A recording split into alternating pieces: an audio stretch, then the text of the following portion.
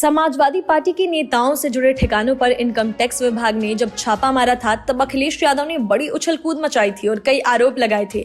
लेकिन अब खुलासा हुआ है कि अखिलेश यादव का असली दर्द किस बात का था। असल में छापेमारी में 68 करोड़ रुपए की अवैध संपत्ति का खुलासा हुआ है। केंद्रीय वित्त मंत्रालय के राजस्व विभाग के अंतर्गत आने वाले केंद्रीय प्रत्यक्ष कर बोर्ड यानी CBDT ने जानकारी दी है कि कंस्ट्रक्शन और रियल एस्टेट से जुड़े लोगों के ठिकानों पर 18 दिसंबर 2021 को कर्नाटक और उत्तर प्रदेश में छापेमारी की गई थी। इस दौरान कोलकाता के एक एंट्री ऑपरेटर के ठिकाने भी तलाशे गए थे। इस दौरान उत्तर प्रदेश की राजधानी लखनऊ, पश्चिम बंगाल की राजधानी कोलकाता और कर्नाटक की राजधानी बेंगलुरु के अलावा मैनपुरी एवं मऊ जैसे यूपी के जिलों में भी छापेमारी हुई।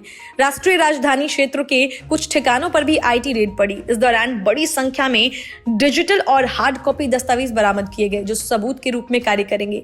डेटा के विश्लेषण से पता चला है कि ये लोग अपने कारोबार के जरिए करोड़ों रुपए के फर्जी खर्चे दिखा रहे थे।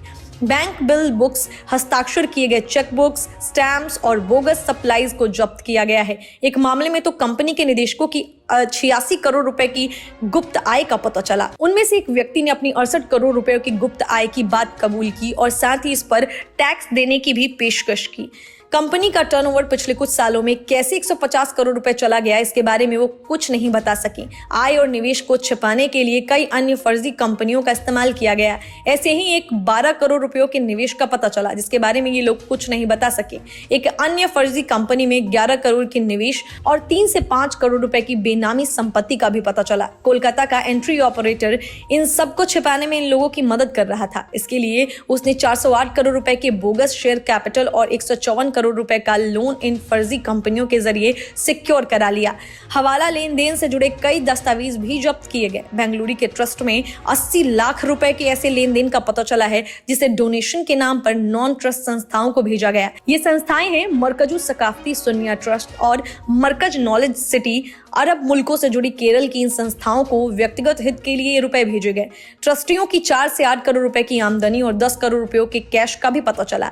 विदेशी मुद्रा प्रबंधन अधिनियम के तहत भी जांच की जा रही है। छापेमारी में मैनपुरी के मनोज यादव और लखनऊ के जैनेंद्र यादव जैसे सपा नेताओं के ठिकाने भी तलाशे गए थे। हालांकि अखिलेश यादव इसे सरकारी एजेंसियों का दुरुपयोग बता रहे हैं। मुख्यमंत्री योगी आदित्यनाथ ने इसकी चोर की दाढ़ी में तिनका से तुलना की। बेंगलुरु में सपा के राष्ट्रीय सचिव सह प्रवक्ता राजीव राय का मेडिकल कॉलेज है और वहां उनके मऊ स्थित आवास पर आयकर विभाग की छापेमारी को उन्होंने राजनीति से प्रेरित करार दिया था।